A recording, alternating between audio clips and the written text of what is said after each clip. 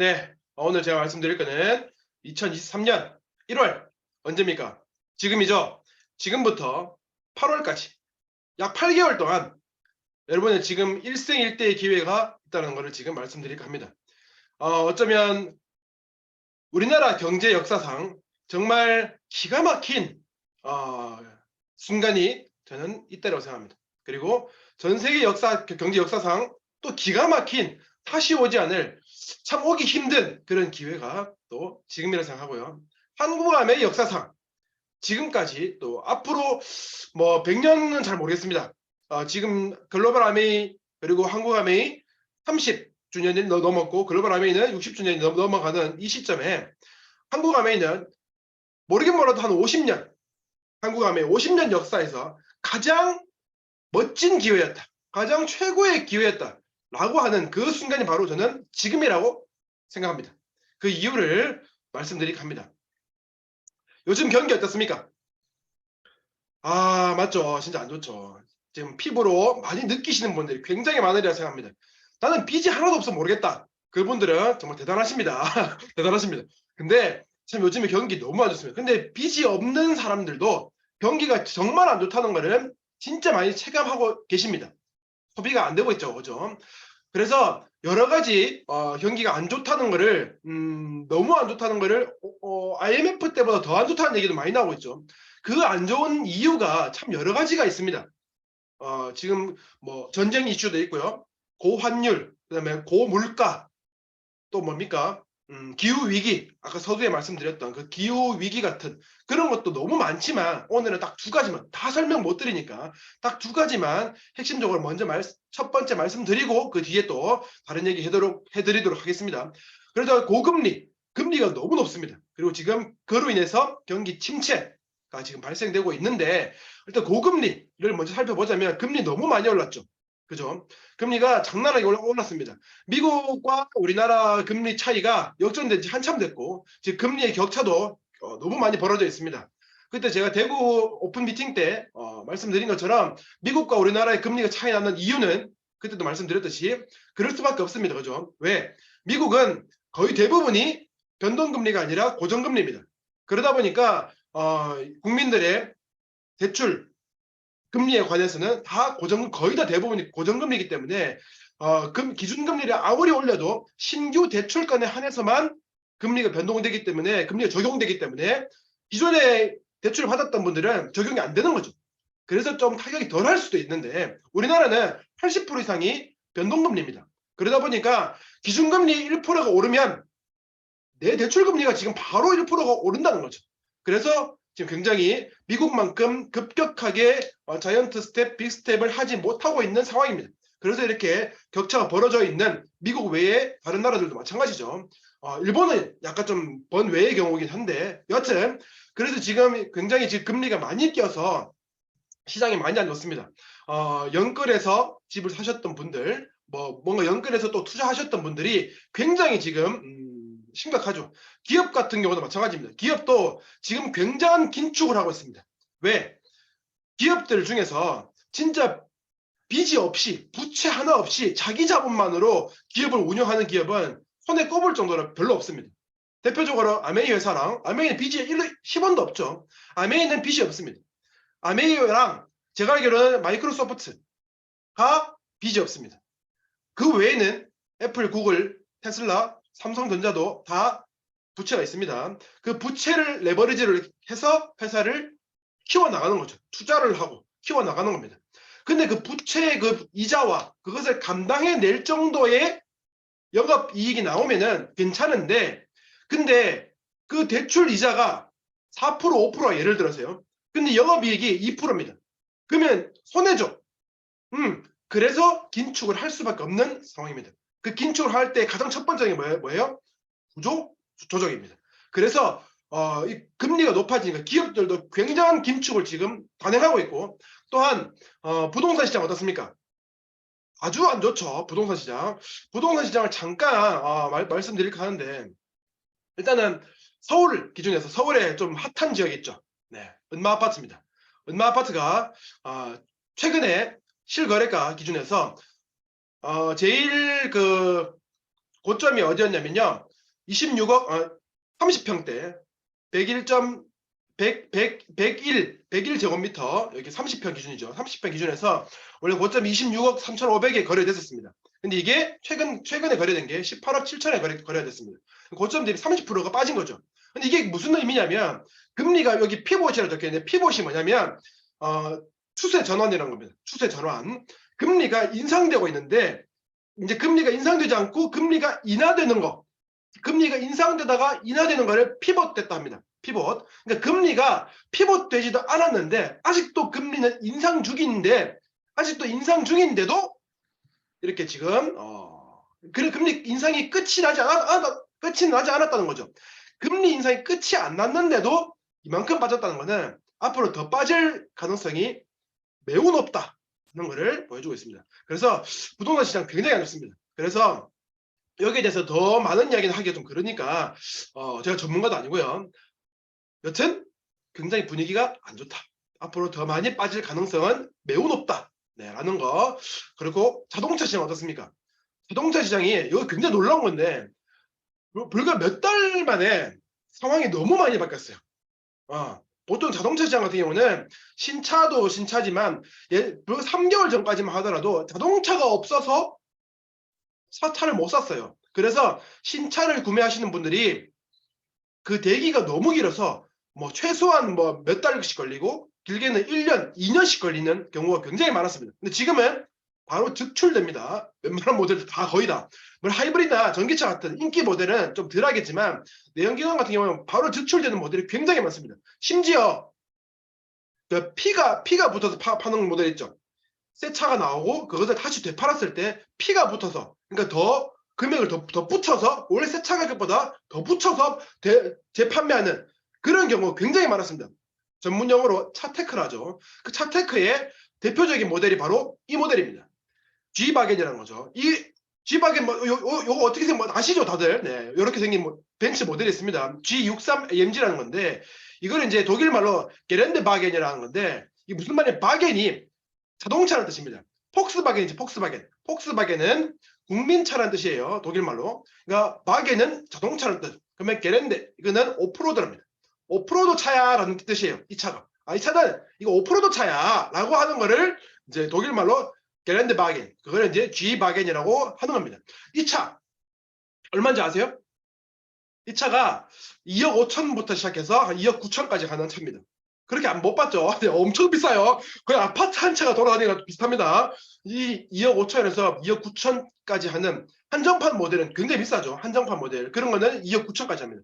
근데 우리가 3개월 전, 제가 벤츠 동호회를 지금 활동하고 있는데, 동호회에서 한 분이 2억 5천짜리 차를 구매를 해서 본인이 새 차를 구매해서 15,000km를 탔습니다. 꽤 많이 탔습니다. 거의 한 1년 가까이를 15,000km 탔어요. 그러고 나서 다시 되팔았는데 2억 6천에 팔았습니다. 1년 만에 1,000만 원 벌었죠. 불과 3개월 전 이야기입니다. 그렇게 해서 그렇게 팔았어요. 근데 지금 한 달 안 됐어요. 불과 한 1, 2주 전 그때 또 다른 분이 2억 9천짜리 이 G바겐 2억 9천짜리 차를 되팔까 싶어서 팔려고 이제 매물을 내놨는데 딜러가 입찰을 했는데 얼마 입찰한지 아십니까? 1억 9천에 입찰했습니다.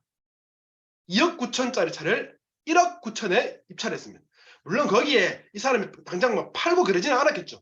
안 팔았겠죠 당연히. 너무 말도 안 되는 가격을 제시하니까. 근데 이게 무슨 의미냐면 그만큼 지금 수요가 없다.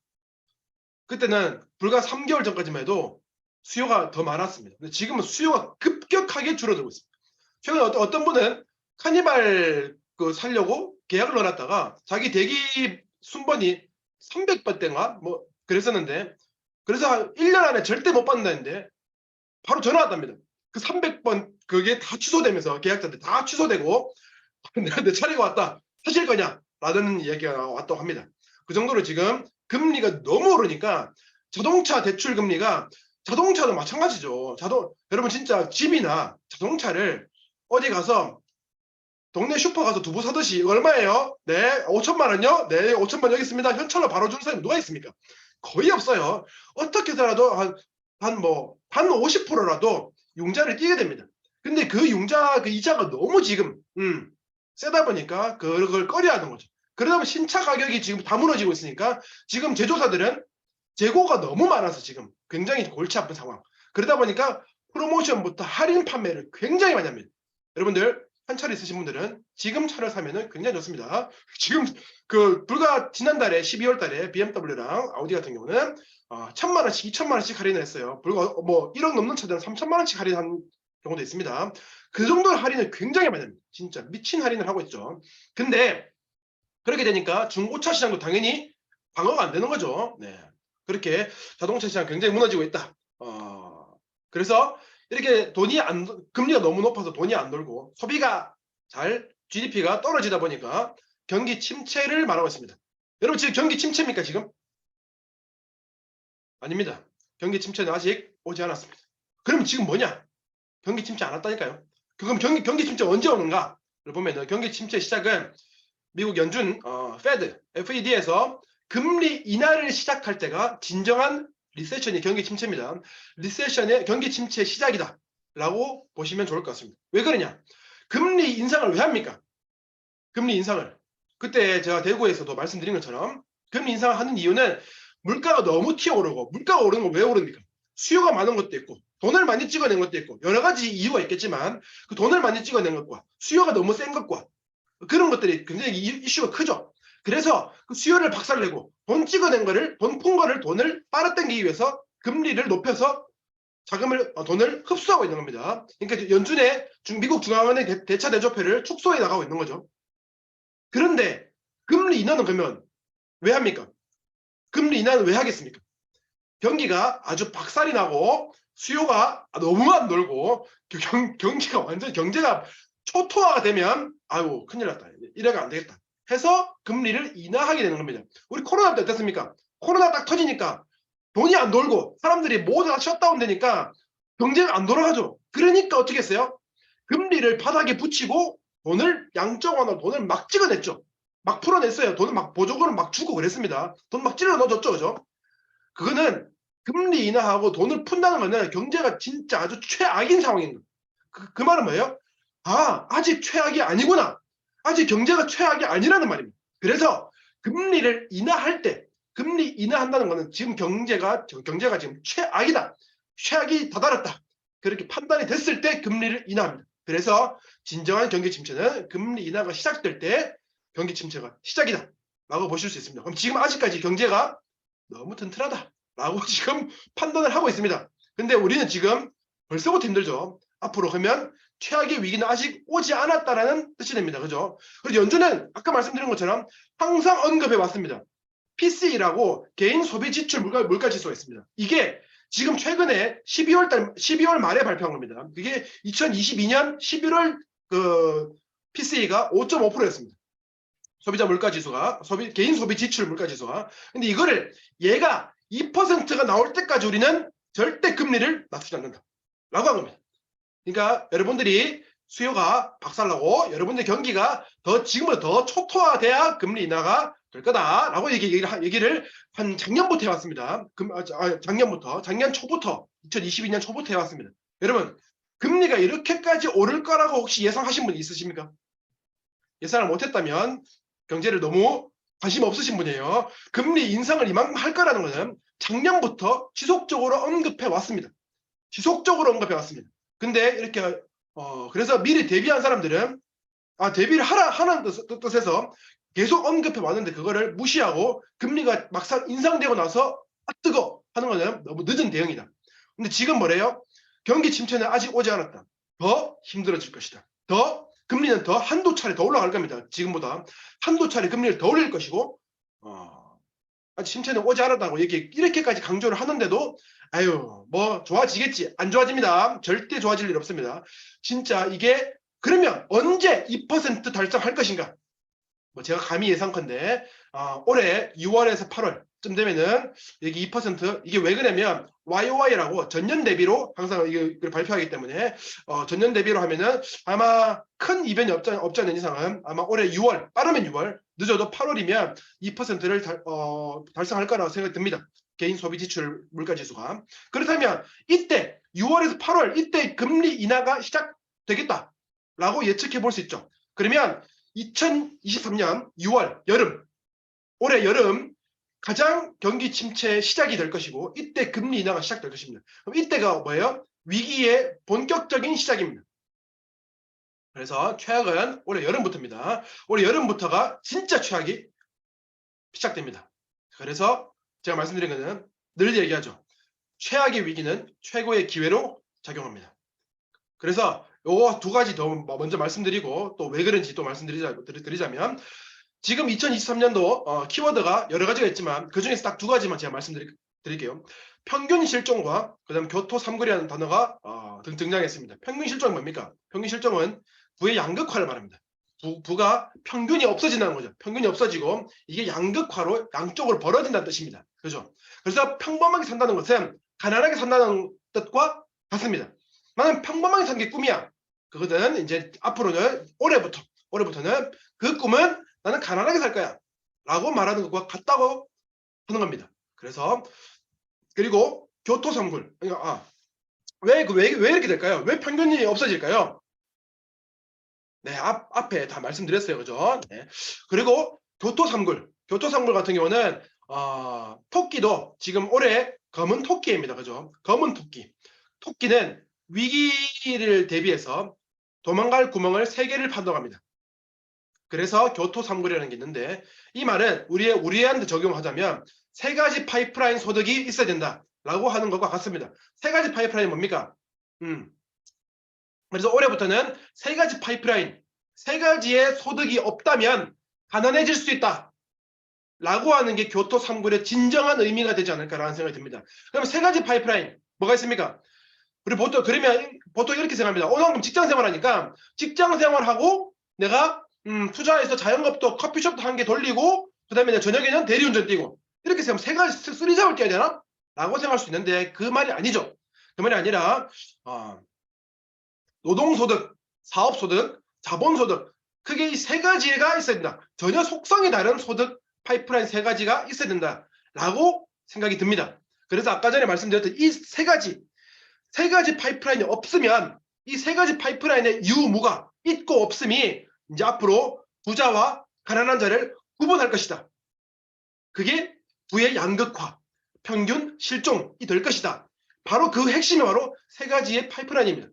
3가지 파이프라인, 방금 말씀드린 노동소득, 자본소득, 사업소득 그것은 아까 전에 말씀드린 것처럼 2잡, 3잡을 노동소득에서 다 한다는 것은 그거는 3가지 파이프라인이 아닌 겁니다. 우리 부자 아빠, 가난한 아빠의 현금으로 4분면 많이들 보셨죠? ESBI.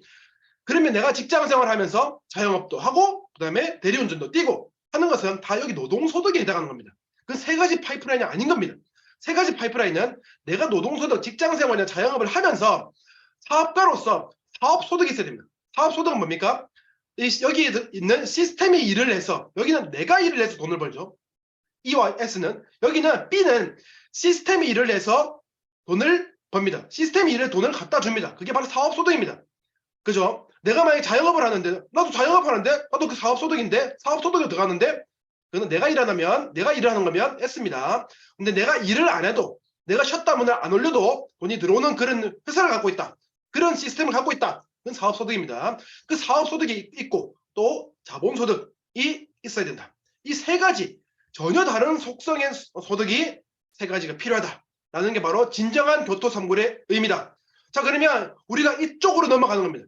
아메이 사업이 뭡니까? 바로 여기 사업소득을 말하는 겁니다. 진정하게 사업소득을 버는 게 중요합니다. 여러분들 1000만 도전하고 계시죠? 1000만을 도전하고 있을 때는 뭡니까? 솔직히 말해서 1000만이 완전히 진짜 돌아가지 않을 때는 노동소득입니다. 정말 사업소득으로서 인세가 되려면 1000만이 자동적으로 굴러가야 됩니다. 자동적으로. 정말 최소한 파운드 스피티, 최소한 파운드 스피티, 내가 1000만을 신경 쓰지 않아도 1000만이 저절로 굴러가는 그 정도가 돼야 진정한 사업소득으로 탈바꿈 이렇게 넘어갈 수 있는 겁니다. 그렇게 하기 위해서 지금 올해가 너무 중요합니다. 교토 3굴이라니까요. 네. 그래서 한 개만 더 보겠습니다. 자, 그러면 우리 개인은 방금 말씀드렸듯이 교토 3굴의 노동소득, 사업소득, 자본소득 우리 개인은 이 3가지 파이프라인을 어떻게 만듭니까? 그럼 대기업은 이 3가지 파이프라인을 어떻게 만듭니까? 요거 한번 잠깐만 짚고 넘어가자면 예전에 양석준 교수님께서 말씀해 주신 내용인데 못 들으신 분들을 위해서 한 번 더 다시 짚고 넘어가자면 자, 그 자산이라는 거는 아까 말씀드렸듯이 여기 사업소득, 자본소득 여기 드는 시스템 그러니까 자산인 돈을 낳는 거 돈을 낳는 자산 그 자산이 있어야 되는 거죠. 자산이 있어야 아까 사업소득, 자본소득을 만들 수 있는 건데 그 자산은 유형자산과 무형자산이 있습니다. 유형자산은 눈에 보이는 거고 무형자산은 눈에 보이지 않는 거죠. 그죠? 자 여기서 우리 개인들은 어떻습니까? 우리 개인들은 이 무형자산을 많이 가집니까? 아니면 유형자산을 많이 가집니까? 우리 개인들은 무형자산을 가질 수 있는 게 참 많지 않습니다. 특허권이나 이런 로열티 이런 게 있어야 되는데 책을 쓸 수도 없고 내가 운동을 할 수도 없고 그죠? 뭔가를 이렇게 큰 달란트가 없으면 참 가지기 힘든 게 바로 무형자산입니다. 그래서 우리 개인들은 보통 월급을 모아서 그것을 쪼개서 10% 20%씩 투자를 합니다. 그렇게 주식 투자든 펀드든 이렇게 채권이든 이렇게 사서 그 자산을 불려서 결국에는 뭘 합니까? 집을 삽니다. 집을 사고 그 집이 집값이 오르면 그걸 또 팔고 해서 땅을 사고 그렇게 해서 부동산으로 해서 많은 자산을 만들어냅니다. 즉 뭡니까? 우리 개인은 유형자산을 지금까지 지속해 왔습니다. 기업들은 어떻습니까? 기업은 유형자산입니까? 무형자산입니까? 어디에 관심이 많겠습니까? 자료 하나 보여드리자면 과거 우리나라에 상장되어 있는 기업들 중에서 30년 동안 어디에 가장 관심이 많았는가를 보면 무형자산은 증가했습니다. 근데 지난 30년 동안 근데 매출 채권 재고자산, 현금성 자산, 이건 저축이라는 거고 주식, 코인, 펀드, 투자자산, 그리고 특히 부동산 같은 경우는 유형자산, 부동산 같은 경우는 제일 많이 관심을 가지지 않았고 제일 많이 처분했는 게 처분했다고 볼 수 있습니다. 그러면 많이 관심을 안 가졌다. 유형자산은 무형자산에 관심을 가졌다. 그죠? 미국은 어떻겠습니까?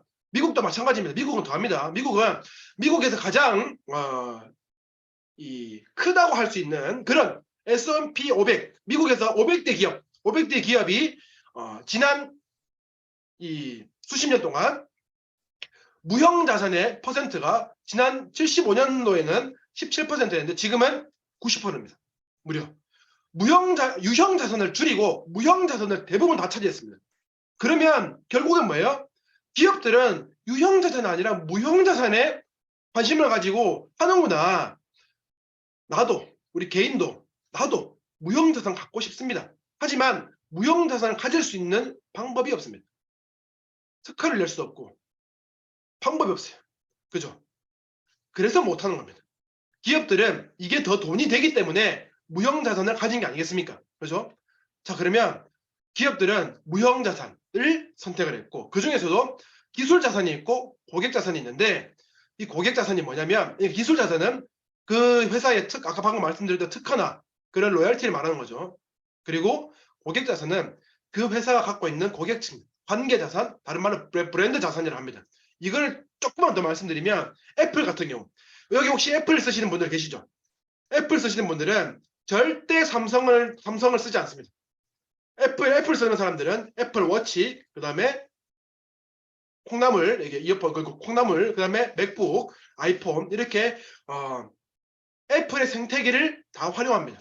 그렇게 애플 생태계에 들어가면 절대 나오지 못한다고 합니다. 왜 그러겠습니까? 그 생태계가 주는 굉장한 매력이 있기 때문에. 그래서 애플은 지금까지 시가총액 2조 달러 얼마 전에 깨지긴 했지만 어쨌든 2조 달러를 달성한 전 세계에서 가장 시가총액 1위 애플이 가장 중요하게 생각하는 거 뭡니까? 바로 고객자산입니다. 어떻게 하면 고객들을 이 애플을 생태계에 락인시킬 수 있을까를 고민합니다. 고객자산을 위한 기술자산이 있는 겁니다. 결국에는 고객자산입니다. 이게 왜 돈이 가장 많이 되기 때문에 가장 안정적으로 돈을 지속적으로 창출해내기 때문에 그렇습니다. 근데 아까 방금 말씀드렸듯이 우리 개인은 이 부동산 외에는 방법이 없었습니다. 기업은 방법이 많죠. 그러다 보니까 고객자산을 가지려고 했습니다. 그런데 이 말씀을 길게 드린 이유가 뭔지 아십니까? 감이 오셨을 겁니다. 아메이는 그 가장 돈 되는 거를 고객자산을 우리한테 준 겁니다. 우리가 유일하게 그 사업소득, 그 중에서도 가장 유형자산이 아니라 무형자산 중에서도 그 고객자산, 브랜드 자산을 가질 수 있는 유일한 권한을 지금 받은 겁니다. 여러분들이 하고 있는 그 모든 게 아메이의 고객자산은 회사가 절대 가지지 않습니다. 아메이의 그 고객자산, 가장 돈이 많이 되는 거는 우리한테 준 겁니다. 우리한테. 그래서 얼마나 진짜 너무 이 기회 자체가 승부처가 있는 게 너무 감사하다. 진짜. 그런 생각 안 드십니까, 진짜? 네. 그렇게 전 세계에서 유일하게 가장 돈 되는 고객 자산을 우리한테 주었습니다. 그래서 아까 말씀드렸던 그 교토 3굴에서 우리가 노동소득으로 지금 하고 있는데 여기로 넘어가야 됩니다. 일반 우리 개인들은 여기를 넘어가기 위해서 부동산으로 넘어갑니다. 대부분이. 하지만 그게 아니라 기업들이 그렇게 갈망하고 그렇게 투자를 많이 하고 그렇게 지금 사활을 걸고 가지려고 하는 그 고객 자산, 브랜드 자산, 그것을 지금 우리가 기업들이 하고 있는 걸 지금 우리가 하고 있는 겁니다. 아메이하는 우리가, ABO가 그렇게 고객 자산 우리가 가지는 겁니다. 그래서 아까 말씀드렸던 그 교토 3굴 세 가지의 파이프라인, 노동소득과 사업소득, 그 더 나아가서 이 사업소득이 굉장히 풍부해지고 정말 내가 써도 남을 정도의 그런 잉여 자산이, 잉여 돈이 생긴다면 그 돈으로 여기서 이렇게 넘어오는 겁니다. 이렇게 넘어와서 그때 가서 주식 투자도 하시려면 그때 가서 하셔도 됩니다. 근데 보통 많은 사람들이 여기 왼쪽 분면의 사람들은 오른쪽 분면의 사람들의 언어를 못 알아듣는다죠. 여기에 말을 못 알아듣는데요. 여기로 넘어가야 되는데 못 넘어간답니다. 근데 그러니까 당연히 직장인, 자영업 하시는 우리 일반 보통 노동소득으로 하는 분들이 바로 이쪽에 사업소득, 여기 사업 B 분면으로 넘어가지 않고 바로 I로 와서 자꾸 투자를 하니까 뭐가 됩니까? 물리고 잃고 그러는 거 아니겠습니까? 그래서 사업소득으로 먼저 넘어와야 됩니다. 이쪽으로 와서 B로 먼저 와서 B에서 남는 돈으로 I로 넘어가야 됩니다. 여기를 징검다리로 거쳐서 I로 가셔야 됩니다. 그렇기 때문에 지금 이미 투자하신 분들은 어쩔 수 없습니다. 그냥 버티세요. 뭐 지금 팔면 지금 판다고 답도 나오는 것도 아니고 여튼 지금 우리가 해야 될 게 뭡니까? 사업소득입니다. 고객자산, 이 정말 멋진 기회, 정말 기업들이 가지는 사활을 걸고 가지는 그거를 지금 우리가 하고 있다니까요. 여기에 지금 교토 3굴의 의미를 정말 진정으로 아시고 여기를 고객자산을 사활을 걸고 하셔야 됩니다. 아까 처음에 보여드렸던 2023년 6월에서 8월 경기 침체의 시작이고 위기의 시작이고 이때 얘기하면 안 됩니다. 이때는 위기가 너무 깊어집니다. 위기는 곧 기회라죠. 하지만 위기의 이 골짜기가 너무 깊어지면요 사람들의 판단력이 흐려집니다. 막 투매를 하게 되고요. 판단력이 흐려지기 때문에 이때 가서 6월 8월 가서 그때 가서 경기 침체하고 막 위기가 진짜 왔을 때 막 대박 위기가 왔을 때 그때 가서 우리 아메이 STP를 하면 못 알아듣습니다. 너무 못 알아들어요. 판단력이 흐려져 있다니까요. 그래서 지금 2023년 1월부터 8월 진짜 위기가 오지 않았을 때 지금이 최고의 기회입니다. 지금 STP를 많이 해야 됩니다. 그래서 지금 1월부터 8월까지 8개월 동안 저는 STP를 미친 듯이 할 겁니다. 물론 소비자 6번 소비자 관리를 통해서 PB도 너무 중요합니다. PB도 진짜 중요합니다. 하지 말라는 게 아닙니다. PB도 너무 중요하지만 그 비중을 사업 설명, STP 하는 거에 저는 더 비중을 키울 겁니다. 그렇게 해서 사업자 볼륨, 왜? 경기가 안 좋을 때는 사업자가 많이 생깁니다. 추가 소득을 누구나 다 필요합니다. 금리가 높아져서 내 이자 부담이 높아져서 고정 지출이 는 만큼 추가 소득을 누구나 다 원합니다. 지금은. 그래서 그 추가 소득을 그럼 내가 그만큼 고정 지출이 늘었으니까 생필품으로 쓰는 그 고정 지출만이라도 해증을 해야 되지 않습니까? 해증을 해야 되기 때문에 그래서 사업을 더 전달을 해야 됩니다. 그렇게 해서 사업자 볼륨이 그러면 이렇게 STP를 열심히 하면 8월까지 8개월 동안 사업자 볼륨이 확장되겠죠. 그러면 9월부터 그렇게 됐을 때 9월부터 12월달 진짜 경기가 안 좋아지고 진짜 대위기가 대바닥을 치고 그럴 때 그때 우리는 네트워크 성장을 합니다. 그죠? 그러고 나서 다시 내년 2024년부터는 제가 감히 예측컨대 주식시장도 내년부터는 내년 1월 빠르면 23년 올해 11월부터 주식시장도 대호황이 올 거라 생각합니다. 대호황.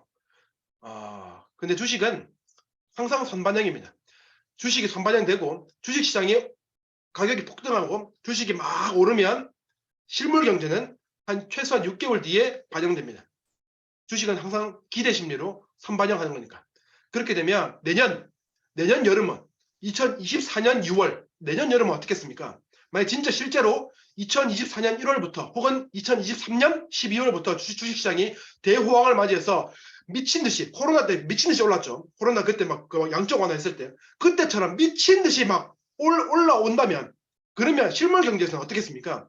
6개월 뒤에 2024년 6월부터 내년 여름에는 굉장히 경기도 많이 좋아지겠죠.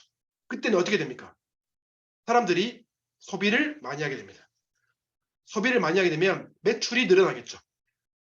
근데 네트워크가 커져 있고 사업자가 많아져 있을 때 매출이 늘어야 그 빛을 더 발휘합니다. 근데 이때 가서 뭔가를 한다. 이때 사람들이 이제 경기 좀 좋아졌으니까 WS도 먹고 맨스팩도 먹고 유산균도 먹고 정수기도 바꾸고 막 청정기 2개, 3개 사고 그때 가서 하면 늦습니다.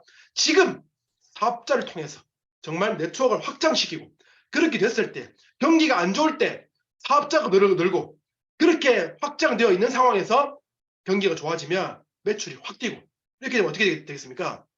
바로 2024년 파운더스 에메랄드가 되는 겁니다. 그렇게. 그래서 연 사업소득으로 브랜드 자산으로 고객 자산으로 사업소득으로 1억 이상 버는 사람이 됩니다. 그리고 지중해 크루즈도 확정이 됩니다. 그렇게 해서 아까 보여드렸던 여기 3가지 파이프라인을 가질 수 있는. 그러면 어떻게 되겠습니까? 아까 시나리오대로 이렇게 사업자가 늘고 네트워크 성장해서 이렇게 되면 올해 12월 달에는 연말 일시불도 받겠죠. 일시불 받으셔서 그때 가서 한 1, 200만 원이라도 진짜 조금이라도 여기에 한다면 주식 호황되겠죠. 주식시장이 호황된다니까요. 그러면 어떻게 되겠습니까? 여기도 올라. 그러면 진정한 교토 3골의 주인공이 될 수 있습니다. 그래서 다시 지금 2023년 1월부터 8월 뭐 해야 됩니까? STP. 지금 STP를 미친 듯이 해야 됩니다. 그래야만이 됩니다. 그래야 우리의 사업도 우리 네트워크도 확장될 것이고 그렇게 돼서 우리의 소득이 다양해집니다. 그래서 사업소득, 자본소득, 노동소득, 트리플 인컴이 우리한테 들어오는 겁니다. 그렇게 해서 지금 초집중하셔서 암의 비즈니스를 도전하시면 위기를 기회로 바꾼 위너가 되시리라 저는 확신합니다. 감사합니다.